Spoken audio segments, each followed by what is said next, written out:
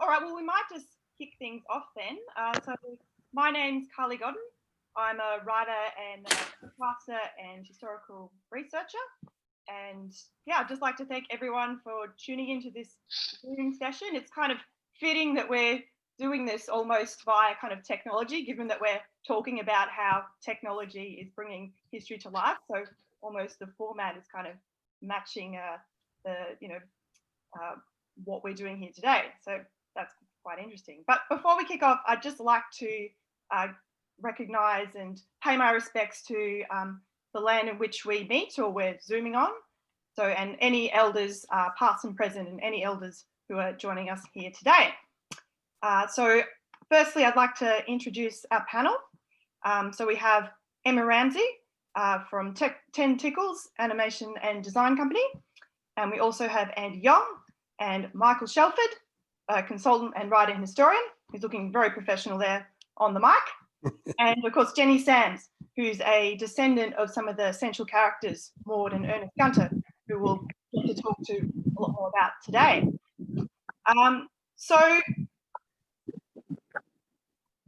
Little Lon, and I'm just cutting out there for a second.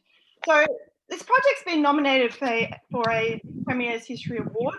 It's set in Little Lon in 1910, and we've often talked about it as kind of being like a ghost tour, but with essential characters in the game, kind of like being the ghosts. So Emma, how about you kind of kick us off in talking about what exactly is Adventure in Little Lon, and what kind of drew you to creating this game in the first place?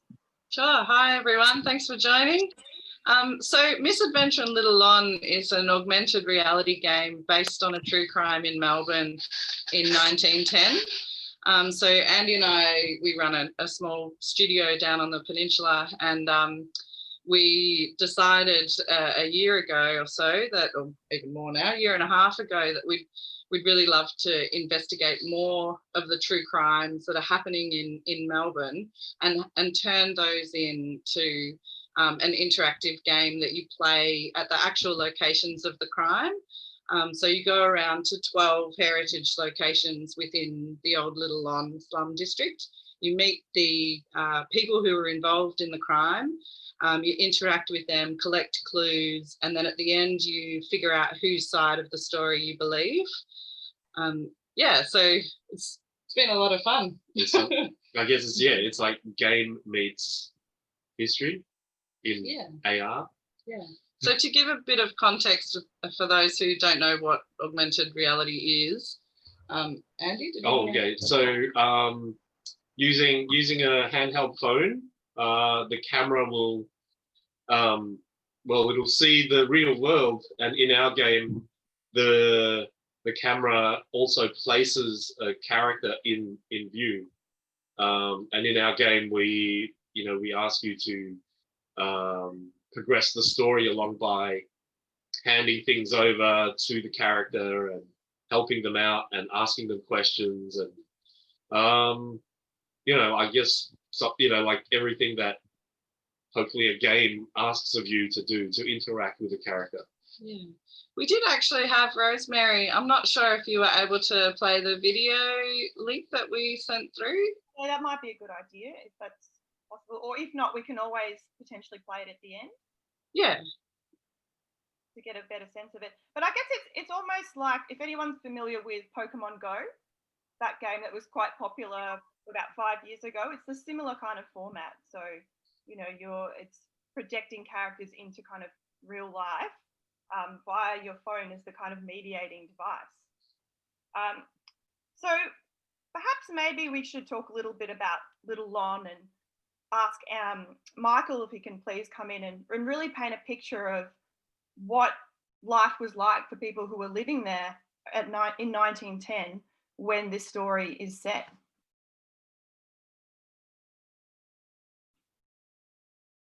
Is Michael there?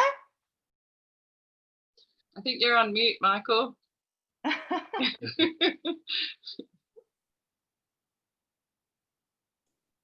that working? Yeah, you're right. And I should just say, if you have any questions, if you could if we could ask you to please leave them till the end. We'll have 15 minutes to go through them. So, and you can pop them via the chat when that happens. So yeah, if anything springs to mind, feel free to pop it down. But yeah, we'll probably leave the majority of it till the end. So thanks. So I'll hand it over to Michael. Okay, yeah, I was just going to say, to start off with, I might just outline geographically where Little Lon is in Melbourne, just for the people who don't know. It's a section in the eastern part of the Central Business District. The easternmost boundary, Spring Street, and then down to Exhibition Street, from Lonsdale Street over to Latrobe Street, with Little Lonsdale Street going straight through the middle. So that's the traditionally recognised area known as Little Lon. But through my research, the next two adjacent blocks down the hill were also recognised as Little Lon. So that's where we're going from, continuing down from Exhibition Street to Russell Street, the two adjacent blocks. And it's actually in those two adjacent blocks that the story takes place, that the game is based on. But all the characters that lived in the two blocks down the hill would swap over and live in the two blocks up the hill. It was all connected. So that's geographically where Little Lon was and is. Little Lon is a place. I may as well let you know, give you a bit of an understanding where my knowledge base comes from, to put it into perspective. I've been going through the original police files at the Public Record Office of Victoria now for over 15 years. I initially went in there to learn about Melbourne's old crime history, and I wanted to source some original material, and discovered that they had the original police files. So they've got tens of thousands of boxes of police files. I've only been through about 500 of them so far, but I've been through them page by page, and it's taken me a long time. Right from the start, I was collecting digital images of those files and sort of trying to construct a history out of it. A couple of the central characters from the game kept popping up all the time, Maud Gunter being one of them. So I got to know the area from the perspective of the police. Now, that area of Little Lon was a inner city slum. It was a inner city red light district or brothel district. It attracted people of a criminal bent, and it was in the city. And practically every large town or city around the world has an area like that. The police would actually say in the police files that it's a necessary evil, the brothel industry. Sounds a bit condescending, I know, but it exists in all large towns and cities around the world. It's going to exist no matter what we do. So no matter how much we try and get rid of it, it will be there. So seeing that's the case, we're better off having it all in one area where we can keep an eye on it. And that exact thought process was replicated by politicians, so the people who funded the police force, by the Melbourne City Council, all sorts of people in high places. So everyone was quite happy just to have it all stuck into one place. And it suited the police to have it stuck in one place as well, because... Light on above. Sorry? So because police headquarters was right next door at Russell Street. And so that area got a lot of attention, and it was almost micromanaged. So the police, particularly the plainclothes police, whose business it was to know everybody's business in the Little Lon area, they knew the names of all the people who lived there. They knew their characters, they knew their addresses. And so I was lucky enough through the police files to actually see what each character was like according to the police. So I got a bit of an understanding from their perspective. So that's a little bit of what Little Lon was like. Any further direction in what you'd like to hear, or? Yeah, perhaps in terms of the characters, without kind of giving away too many spoilers, maybe you could introduce a little bit about their backgrounds and how they kind of came together for this game. Sure thing. Well, the character who passed away in the game, Ernest Gunter, he'd been in a bit of trouble with the police, and Jenny will probably fill us in a bit on him as well next. But he'd gone out bush for a couple of years as a shearer. And shearing in those days, and it's probably the same today, was a pretty good way to save money because there was nowhere to spend the money you were making, and generally your accommodation and your food, etc., was covered on the farms that you were working at. So when he came back to town, he had lots of money, and he made the error of going into the Little Lon area amongst all of his old friends, and he splashed his money around and showed his money around a bit. I think he had a bit over 17 pounds on him or something like that, a fortune. And of course, all of the people from the slums followed him around with a handout. So they were asking for loans, asking for him to shout, "Come on, we're your old friends, you should be sharing it around." His sister Maud was with him, and she was being protective. And she was saying, well, if you're going to give money to anyone, you should be giving it to your sister. One of the people who was following him around, and they were day drinking. So, I mean, day drinking rarely ends up in anything but a messy situation. They were day drinking. One of the guys who was asking for a loan of some money or for him to give him some money, his name was John Evans. Those two obviously didn't get along very well, not particularly that day anyway. And they ended up getting into a couple of fights. There was some witnesses actually said that Ernest Gunter kissed John Evans' female partner. They ended up in a brawl, and some witnesses said that Ernest Gunter bit Evans' cheek. Maud ended up getting him away from the scene. Things were getting ugly. Got him over to a hotel near Lonsdale Street, was trying to get him into a cab, but he broke away and ran back to the scene of the original fight, which was the Exploration Hotel, corner of Exploration Lane and Little Lonsdale Street. And he got hit. He fell over, his head impacted with the pavement, and that brought about his death. When we get through to the coroner's court, and I won't ruin the story too much, but when we get through to the coroner's court, there were differing explanations of what had occurred that day. So John Evans, from his side of things, and a lot of witnesses that were there, backed him up, said that Ernest Gunter had run at him with a knife in each hand with murderous intent, and that he'd simply thrown a punch to defend his own life, as self-defence.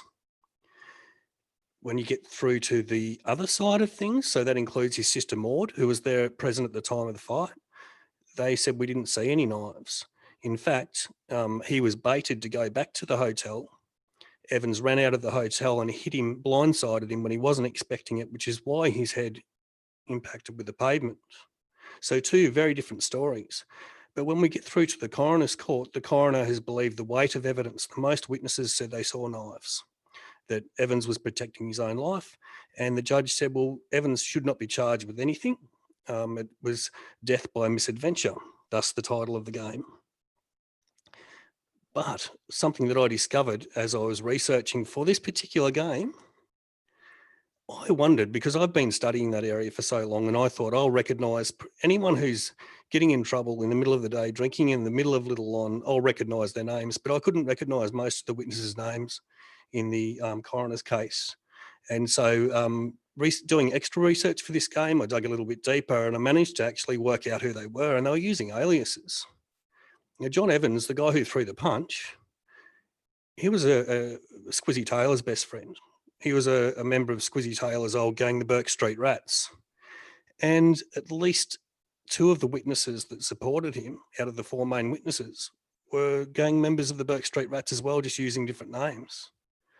So the coroner's not to know that. I'm really surprised that the police didn't come forward and say anything. Perhaps if there'd been a murder charge and they put together a criminal case, they would have, but they didn't.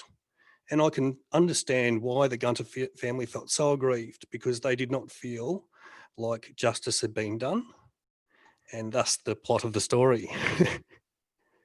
Fantastic. And we've managed to find the video. So I think maybe that might be a good time now to play that, so that those at home who haven't played the game before might get a bit of a sense of what it's like and who some of the characters are or how they've been imagined. All right, I'll I'm going to share screen now. Thank you very much.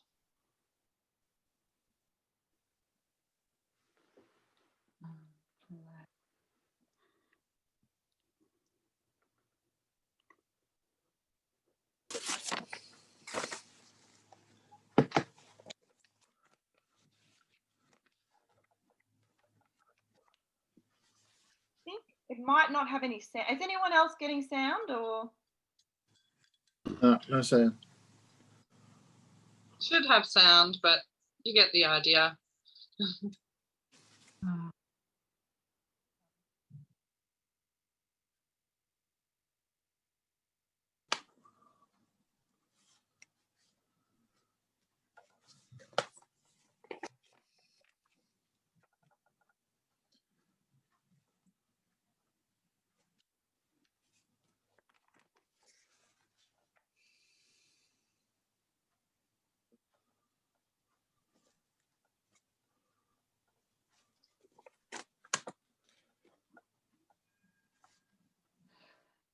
Right, and you can definitely kind of see how you know, we're kind of using technology to create these ghosts, which are little characters, and kind of reimagining them through this technology. So I think maybe Emma, it might be great to talk a little bit about what attracted you to Maud, and then perhaps then we could go over to Jenny, who is a descendant of Maud. Yeah, absolutely. So I think, like, just to give a little bit of background about how we chose this particular story, we actually went and did, Michael Shelford runs the Melbourne Historical Crime Tours in the city, and he's just an absolute gun. Love him. His tours are amazing. And he spoke about a woman in his tours, Maud Gunter, and we had the idea that, you know, we wanted to really showcase the more interesting, colourful, slightly deviant side of Little Lon, and Maud just sounded perfect. The way Michael talked about her, she could do flying kicks, she preferred to use a hat pin as a weapon, and she organised a combine with the other brothel owners. So her power was sort of far-reaching. And after the tour that we went on with our teenage son, and Michael had to sort of censor what he was saying a little bit about all the brothels and sly grog and opium dens and stuff for him. So yeah, after that, I got back in touch with Michael and just sort of said, Maud sounds incredible. We must know more immediately. And, you know, he sort of gave us the hook of what happened to Maud's brother, and Jenny will go into a bit more detail because she's Maud's granddaughter. So yeah, that was really what appealed to us and why we chose that particular story. Does that answer your question, Carly? Yeah, fantastic. And so it might be great now to hear from Jenny. And I'm just kind of curious about what stories, Jenny, that you heard about Maud growing up. What was the kind of, family ideas or family stories that you heard about Maud when you were younger and before you kind of engaged in your own research on her? I have to apologise if my dog barks. I'll try and control her, but, you know, that's life with Zoom and, you know, living in the inner city, there's nowhere for her to go. Thank you, everyone. I'll acknowledge traditional owners as well, as is our way. What did we hear about Maud? Very little. It was all, we heard stories, but it was a complete secret.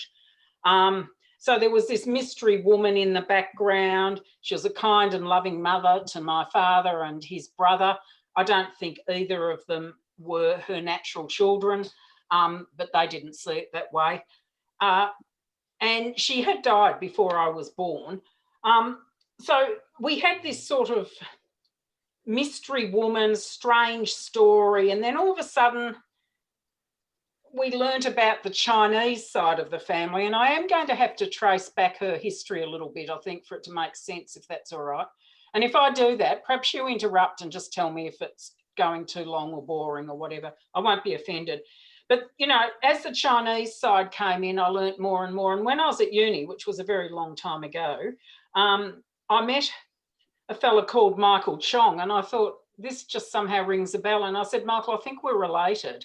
He said, oh, no, you can't be, you know, because clearly I don't look Chinese. And of course we were. So we're second cousins. We, by relationships, we are still friends. And over the years, as the ancestors sort of got older and on their deathbeds, they'd tell their stories, and we learnt a lot. So if you can bear with me, but as I say, let me know if I'm just going on too long, it won't offend me. Maud's family were small-scale share farmers, and they lived in Diapur, which is northwest of Nil. And in fact, G.J. Coles lived there, the founder of the Coles stores. The whole thing with Maud has taught me a whole lot of history that I never knew, to be quite frank. Her father was the secretary of the local racing club and the cycling club, and I've seen the records in the local history society, and he was educated enough. You know, they were well written. G.J. Coles was the president of both those clubs, but he was the secretary. They obviously were larrikins, lived on the fringes of the law, but, you know, they were part of a country town.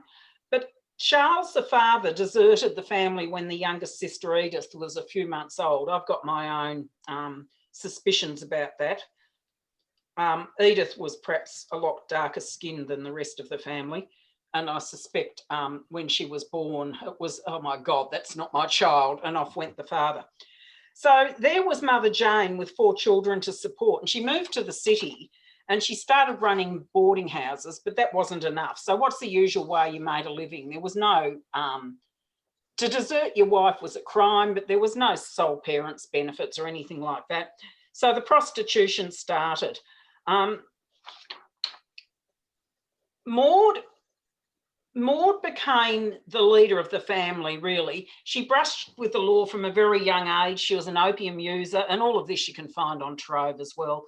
But she became very deeply embedded in the Chinese community from the age of about 15 or 16.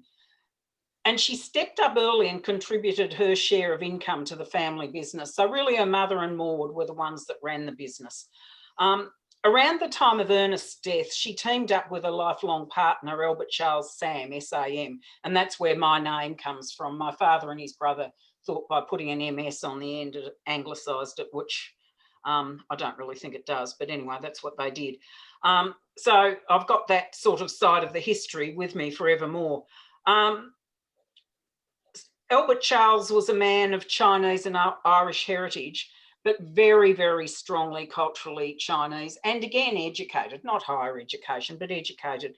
They were living in Castleton Place and were running brothels from a number of neighbouring cottages, and you saw a picture of the gin shop palace.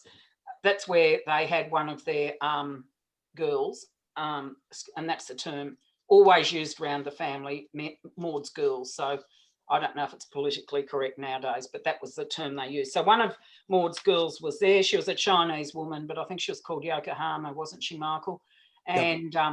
You know, pretended to be Japanese. She wasn't. Maud and Albert was very smart, very nasty man, but they quickly built up their business, and Maud formed a very strong lifelong partnership with a woman called Ruby Lynch. And Ruby and Maud were the top bosses.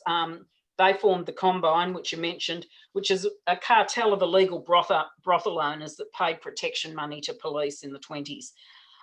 They're written up in the annals of police corruption as one of the most successful groups to corrupt police. And of course, police corruption is ever with us, just as is prostitution and sex work. They had a deal with the police. The police would loiter outside their brothels unless they were bribed to go away. So, you know, Maud bribed them and off they went. But the more senior police received very large bribes to ensure no prosecutions were launched against the Combine. And unless Michael's found something recently, but neither Michael and I have ever found any record of Maud going to jail, let alone Albert Charles Sam. He certainly didn't.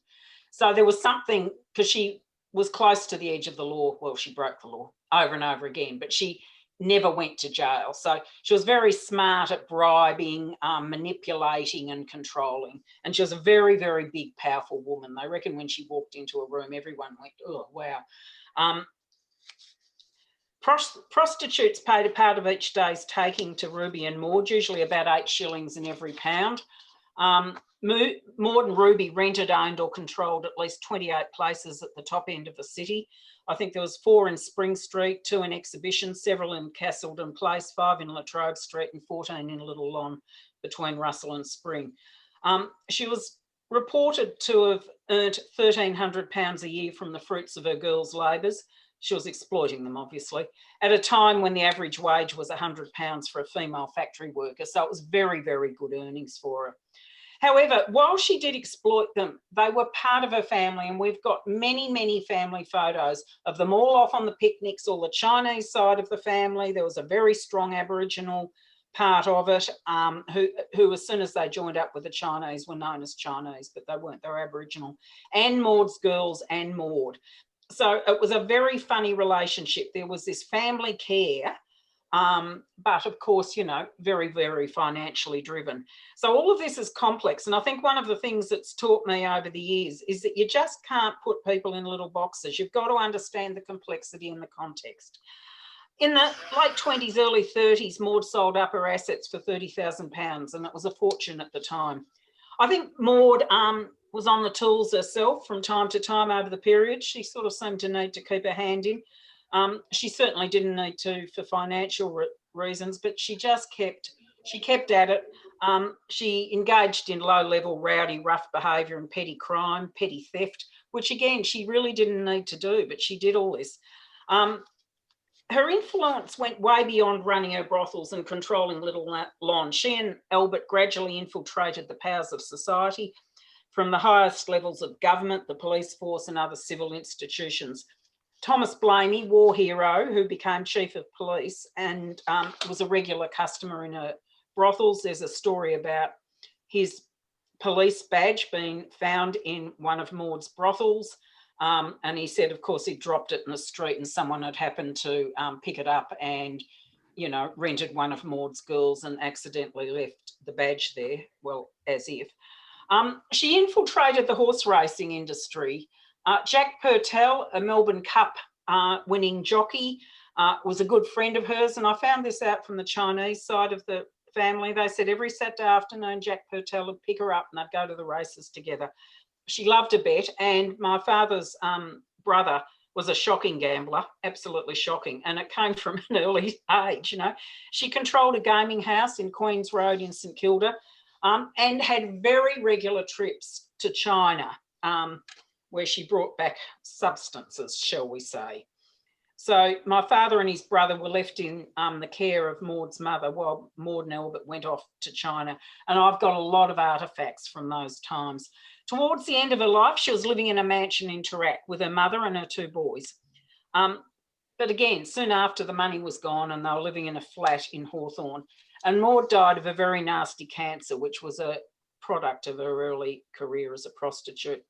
Can I just touch on the Chinese community a bit? Because I find it really interesting. And one of the things I've really learnt through this is about the Chinese community in Australia and its strengths.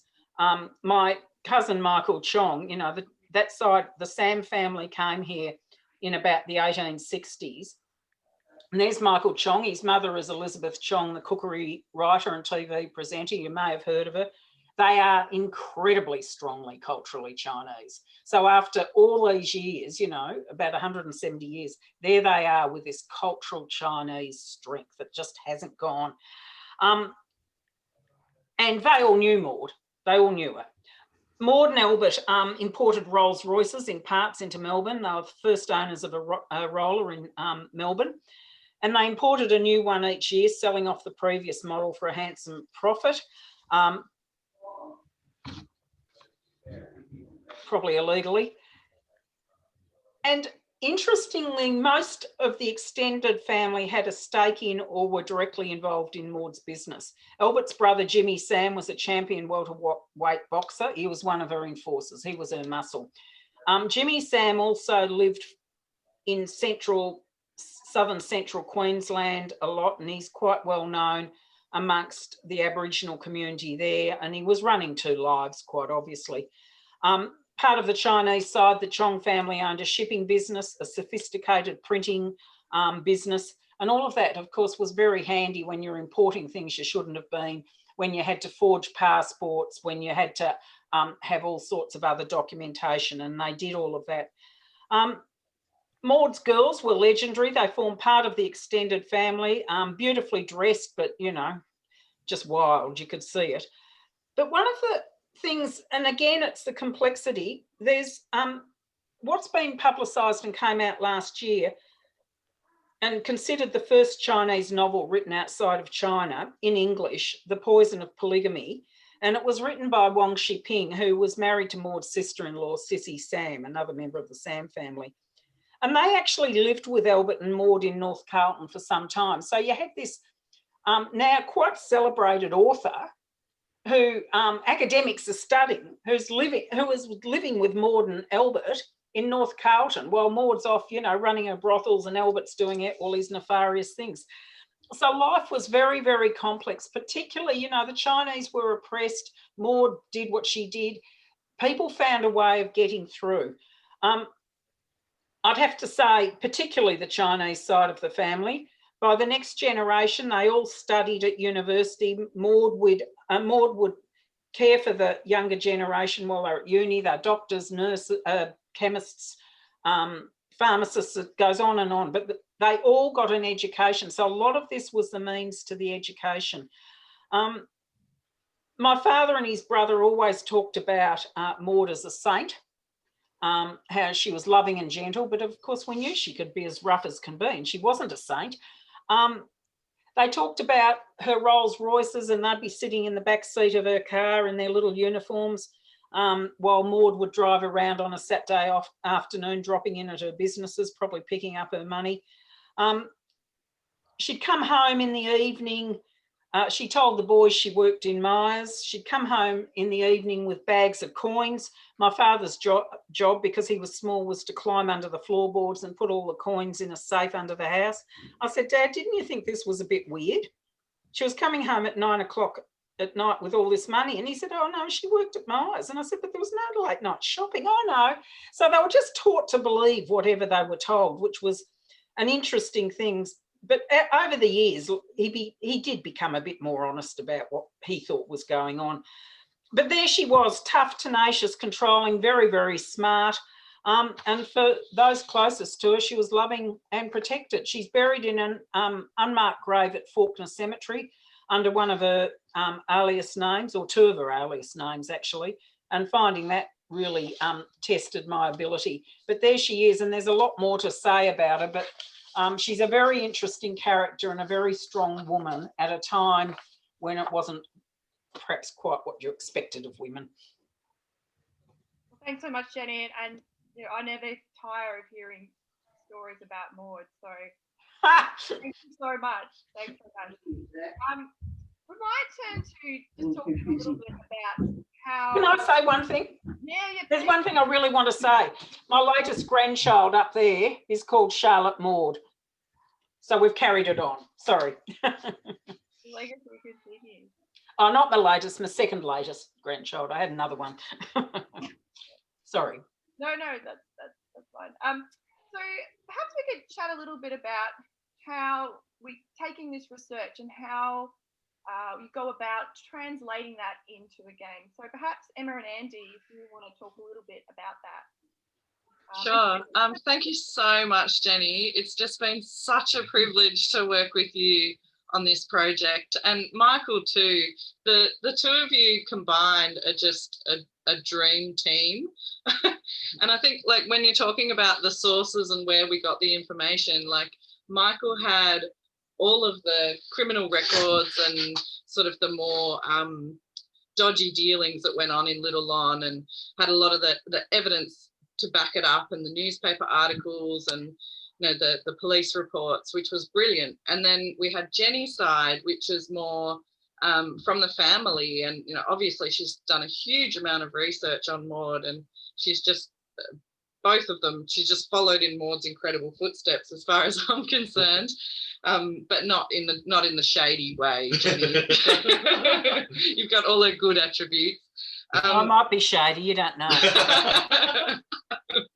We haven't seen it yet. But Yeah, so we started off with just piles and piles and piles of research. I took so many notes when I first spoke to Jenny, and worked really closely with Michael for quite a long time, to sort of figure out, as Michael said, the crime itself was so complicated, with all the different alias names and the characters, and then we had to figure out which locations would be appropriate.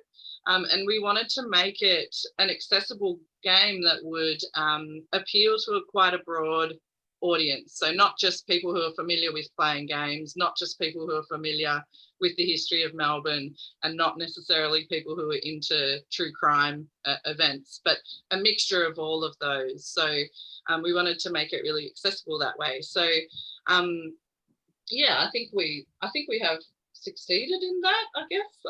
Yeah, I guess you know, just thinking about like the question what Carly just asked was like, how do we go about it? I think just thinking about where we started, it was just, you know, taking the research and just reading through everything, and essentially we're trying to construct a story. And that kind of took us on this path that was like a little bit winding. It was like, well, you know, with that alias and that alias, you know, how do we know who to believe? And it was, so I guess part of the production of the game, we kind of had some surprising moments, and we had like, oh, you know, like that is really interesting, and that's really interesting.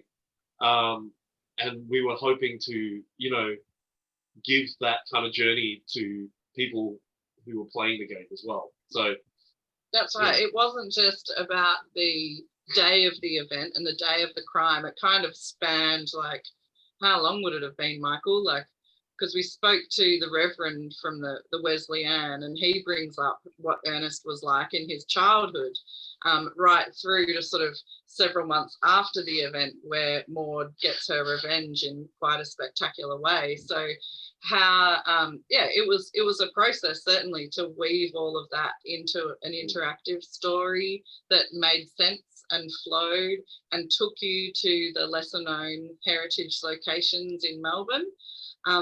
At one point we did a bit of a pivot, because we found our first draft of the script, there was a lot of drinking, a lot of pubs, no, that sort of side. But because Little Lon was a really mixed place, like, no, it was just a place where people lived. Yeah, it wasn't just a place where people visited to drink and gamble. Yeah, there was a lot of families that lived there, and in the archaeological dig, they found a lot of opium pipes, champagne bottles, oyster shells, but they also found a lot of children's toys, which we thought was really interesting. The actual crime happened in 1910, which is when the first kindergarten opened in Little Lon. So that's one of the locations that you visit, and one of the characters is there. So yeah, it was. I guess we were really heavy on the kind of like the you know, the red light side of Little Lon, and then we kind of was like, well, yeah, let's try to show a little bit of that you know, the family side. So we try to balance it, I guess. You know, this is a bit of a balancing act of lots of things going on. Yeah. There was one really awesome find that I got quite excited about with Michael, when we wanted to include, like, the sort of central themes of Little Lon is around gambling, drinking, as well. So we found a newspaper article that talked about a 2-up game that was happening in the city, and it was just the best thing ever that the same constable that was staking out that 2-up game and went and raided it was the same constable that was investigating that was at the death of Ernest Gunter and was investigating that. So there were some really exciting moments where you could really tie the story together. So yeah, I think we've yeah. And in terms of, so I'm just noticing you've got a picture of Maud just behind Emma, just there. maybe this is a question for Andy, but how did you go about kind of designing the physical appearance of the characters? Is it just a case of relying on the records that were available? And did you try and, well, I guess this is both in the writing as well, how did you try and interpret their personalities and the way of kind of speaking that would be, you know, different from how we kind of talk to each other today? Yeah. I guess the design of the characters, I mean, you know, in part was quite easy, and then in the other part was quite hard, only because majority of the characters we had photos. So obviously, you know, Maud. I mean, that was probably around the time. Jenny, would you say that that's the photo around about the time or soon after? No, she was quite a bit older then. So around, she was born in what, 1886, I think, 1424. She was about 24 when Ernest died. That would have been, she would have been closer to 40 then. That was when she was in her prime as a madam, not a street girl. Right. So you know, we're using photos trying to get the age right of each character. There was most of the thugs, I guess, we could easily find photos of because there was lots of mugshots of them. We just had to track them down, you know, depending on what alias they were using, and match them up with you know, other alias photos of them. But I think the hardest one would have been Ernest, because we don't have a photo of him. Oh, mate, I mean, you know, Michael, you touched on that he had bit of trouble in his youth, I think, you know, with the police, but like I don't think he ever had a mug shot because for one reason or another, maybe the trouble that he got into wasn't an offence that he needed a mug shot taken or, you know, put in jail or. Yeah, I don't think he spent long enough period in prison for them to take a photograph or to even keep a record. Yeah. So, you know, when it came to Ernest, we kind of, I don't know, I guess did it by, I guess, gut feeling. We kind of was like, you know, he'd be kind of like a, you know, he was a shearer, so maybe he was quite a big bloke, and you know, but when he came back to town, he would put on a nice suit and dress up and, you know, go partying on the town. So you know, we kind of like you know, went by feel, went by. We did a lot of research on like the fashions of the time, and knowing that like John Evans was an associate with Squizzy Taylor, like there's a lot of sort of photos of how the gangsters dressed back then and that sort of thing. Yeah, that was really good. And then we used, like, as far as the script went, we used a lot of direct quotes from the coroner's report, from the witnesses' statements, and what we read in the newspaper articles as well. It was piecing together and then filling in some bits and pieces. Yeah. And I guess that's, you know, one of the kind of challenges that comes up when you're creating a game, is that there might be some gaps in the historical record, or potentially, you know, you need to think about the gameplay and that you need to keep things interesting and moving along. So how do you kind of make sure that you're meeting those objectives? So, you know, you're keeping the game going, but you're also being kind of true to the historical sense of it. So being true enough to the facts.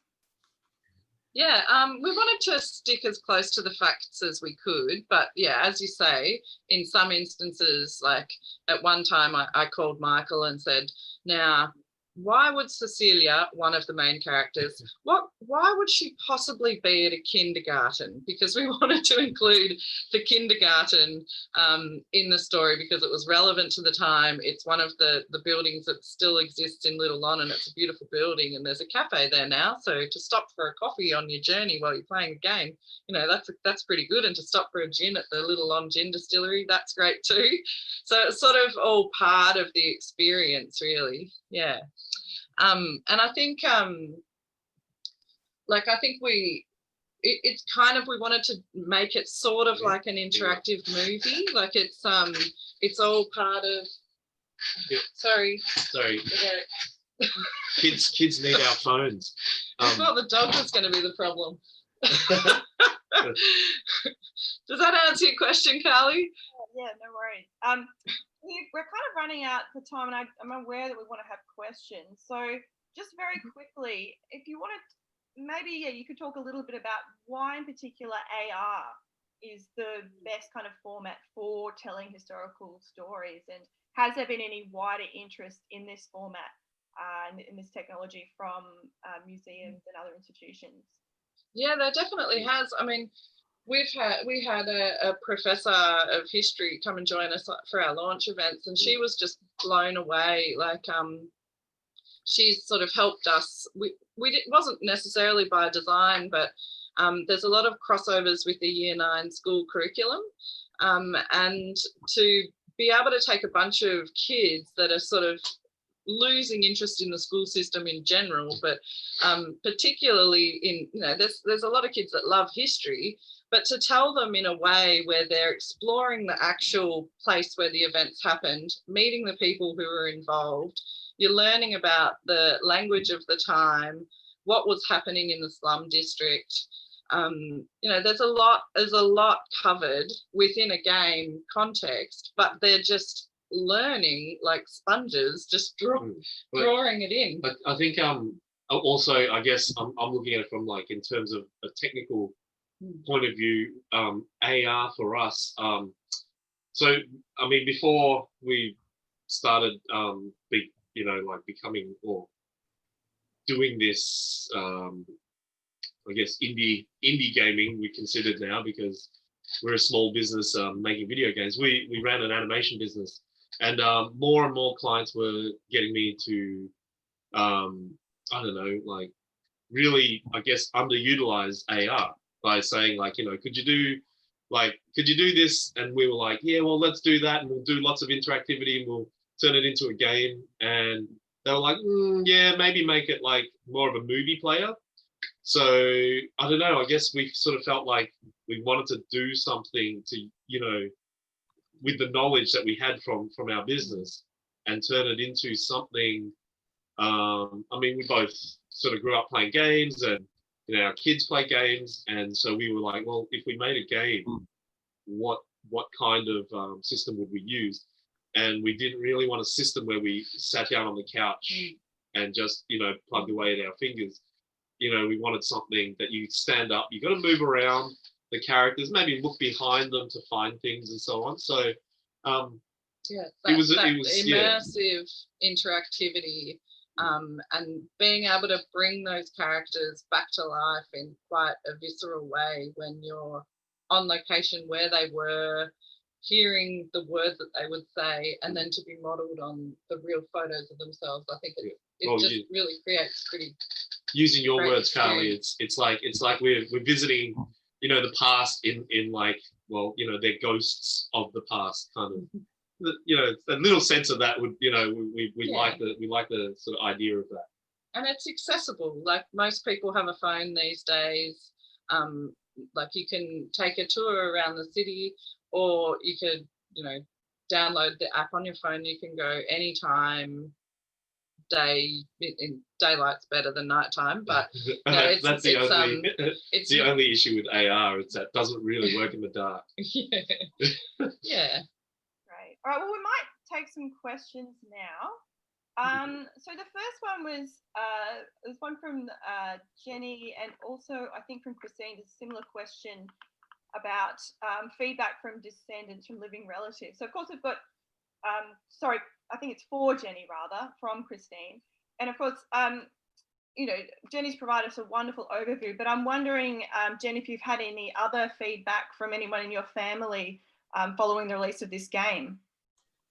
My sister actually tested it out in her own house in her own garden, and she said it was extraordinary. She felt as if Maud was there and Maud had come to life. So, yeah, I think there's all of that.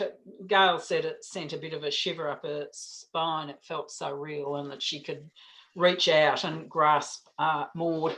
And I guess, you know, as Emma and Andy have said, Ernest was a bit more of a mystery, but, you know, he's come to life as well.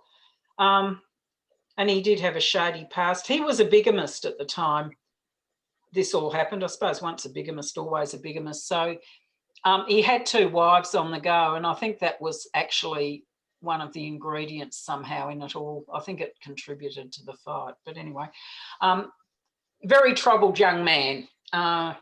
His father had deserted, and there he was. But it was about, but he was very important to Maud. You know, his name came down. My uncle Ernest was his middle name. So he was a very important character. So there he came to light, and you wouldn't have otherwise. And just while we've kind of got you on the Zoom, Jenny, so I've got a question from Jess, just basically asking, you know, we've heard of kind of other big personalities from Little Lon, like Madame Brussels. Why do you think we haven't really heard about Maud, or do you think it's, you know, part of the process of this game will be, you know, having this research come forward will be to put her in the spotlight a bit more? I think the reason most people haven't heard about Maud was because she was too damn smart. She didn't want her name out there. She only used her Maud Gunter name occasionally. She's buried under the name of Mary Carroll, which was her good girl name, actually. And sometimes my father's surname was Carroll, sometimes it wasn't. And she did have a different Chinese husband, though I'm not sure he was different earlier on. So Chun, C-H-U-N. So out at Fawkner, she's buried under Mary Carroll and the Chun name, but there's countless names. I don't know how she kept up with it, quite frankly, but that's why you've never heard of her, and that's why she never went to jail. I mean, she was bribing and all the rest of it. It was deliberate on her behalf. And see, I could go on for ages, things come to mind, but one of the things my father used to say was that she thought that Squizzy Taylor was absolute, as my father said, scum, you know, and he was dumb, he was just stupid, because he was out there and his name was known and all the rest. And of course, Maud had an axe to grind over the loss of her brother, but she had no time for that level of sort of criminal behaviour, you know. I think she thought you had to be a bit better at it than that. So it was deliberate. It was absolutely deliberate that no one would find out. And of course, the Sam Chong side of the family, the Chinese family, who have become very professional, but one of them at the time, one of the relations, was the Australian ambassador to Burma. Meanwhile, he was a major part of this broader crime business. So, you know, there are a whole range of reasons. One, it was smart to keep your name quiet. But number 2, other parts of the family were busy establishing themselves in a very hostile white society. So you had this incredibly interesting intermix. That's my reading of it anyway. Let me tell you, my father was the most secretive person imaginable till the day he died. And as he was dying, which is dreadful of me, I was still trying to pump him for information. I'm sure he's not the only one. So this is a bit of a tech question. So, and it's from Andy, and probably to Andy. Is there a non-location based version of the game, it being augmented reality? Yeah, there is. I mean, I guess it made sense to us that you can play it on site, and I guess it was the biggest, one of the draw cards for us was that initially was the idea was that you could go to the places that had actually happened. But yeah, when you start up the game, it asks you if you want to play on site or off site, and you can play it, in your own home, and it basically, the map will show you your walking path.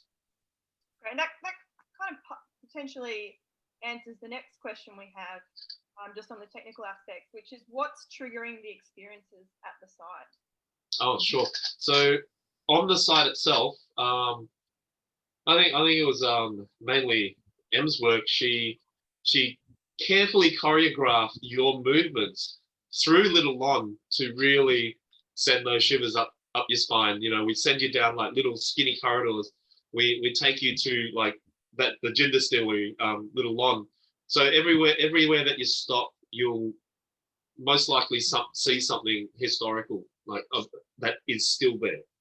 I think I'm reading that question a bit differently. So from a technical point of view, it's technical, based on geolocation. So just like if you're following Google Map or TomTom that my dad uses. Hi, Dad. Yeah, it identifies where you are, and it says, "Oh, you've arrived." Okay, you can place the scene within it and find a safe place and put the next character here. And we did that because, you know, if there's construction going on in the city, which there always is, and you can't get to a particular place, then there's a certain radius that you can place a character near the next location. Okay, and I've got another question from Jess, and it's actually quite convenient because it's something that we wanted to go into anyway, and that's any more games on the horizon, if there's any more games and partnerships with kind of historical associations or events. So yes. Something, so maybe you want to talk a little bit about that, Emma? Yeah, sure. So we were very fortunate to get some development funding from Film Vic for the next game. And it's based on a true crime in 1899 that happened at the Eastern Market, which was sort of a block right in the middle of the city that's not there anymore, but there's still plenty of great locations around that have historical significance, and particularly to that crime. It involves a fortune teller and a phrenologist. And we are working with the lovely Carly Godden on that game. She's done a lot of amazing research, and we're probably about halfway through. We would be a bit further through, but we've been homeschooling the kids for a good 8 months. So that threw a bit of a spanner in the works, but we're back on track now, ready to go, Carly. Fantastic. And yeah, and I just should say that it's actually the series that I run is called Dead and Buried, so it's a podcast series, and we cover the game. But it is the very first game in the series, so if you don't want to listen to it, maybe skip that one if you don't want any spoilers. If you want to play the game, it is too. There's a whole, there's many more episodes that you can listen to that talk about kind of similar periods in history and and have a kind of similar mission to get people fascinated by our rich and amazing past. So I've got one more question, and then we might look at wrapping up soon, I think. And that's again, from Andy. How long was the script, and was it similar to a documentary format? Good question. I think it was probably about 50 pages, maybe. It was quite long. We had like 10 different voice actors over a couple of days to record it all. Can I also add something there? I mean, if you're playing the game, it depends on what kind of player you are as well. You probably won't hear all of it because it's interactive, and it's about how you trigger what you ask and so on. I mean, basically the script had to cover all the aspects of everything that they might say. So there's a potential you might not see the whole script. It depends on how much you want to, dig them for information and so on. But, yeah. And a shout out to my auntie as well in New Zealand, Karen. She's a professor and a linguist, and she really helped on the on making sure that the script was really true to the time. She was fantastic help as well. Great. And I just wanted to give a little bit of time for Michael and Jenny, if they have any other projects on the horizon that they would like to mention, and they could be connected to Little Lon or Maud, or other projects that some people in the audience might be interested in hearing about. Me, yep. I'm actually partway through writing a book which includes a fair bit of the topic that we're talking about today. I was on a bit of a roll with it, but I've just agreed to another 6-part series for the Herald Sun. So I'm writing another 6 articles, doing another 6 podcasts over the next probably 6 weeks or something like that. So that's been put on the backboard a little bit again.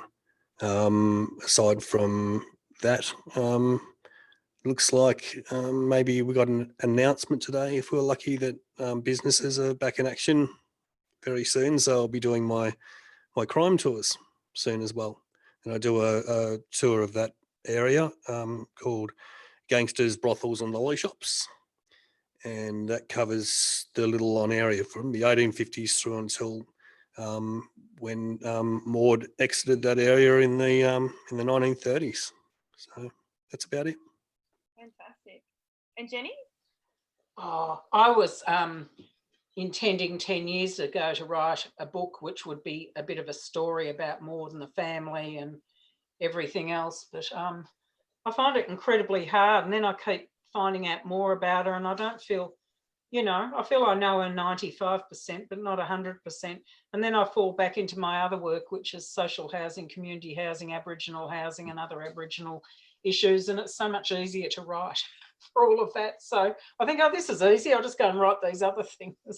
But one day I'd like to write a book, but this will never be my money making or professional thing.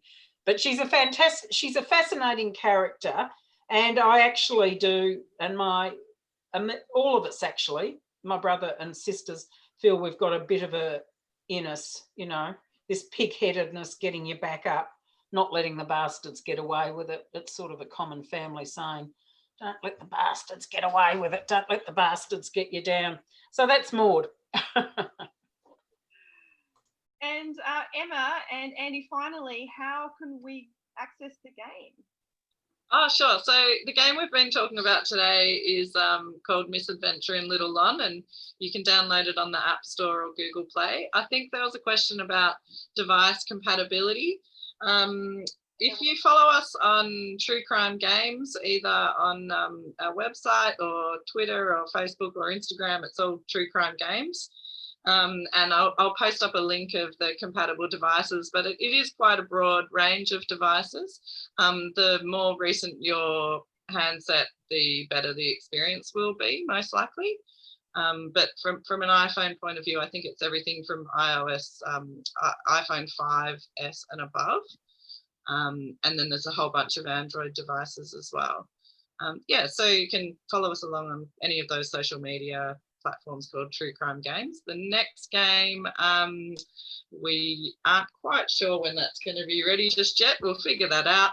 And you can sign up on our website and we'll email everyone and let them know when it's ready as well. Fantastic. Okay, so we've just kind of hit past 6 o'clock. So I think unless there's anything else, maybe we look at winding it up. I'd just like to thank all our panelists and also the Royal Historical Society of Victoria for hosting this event. And good luck, Emma and Andy, in the Premier's History Awards. Fingers crossed. Thank you. And just thank you very much, everyone, for attending and enjoying this online event. Thank you so much. Thanks, Carly. Bye. Bye. Thanks, everyone.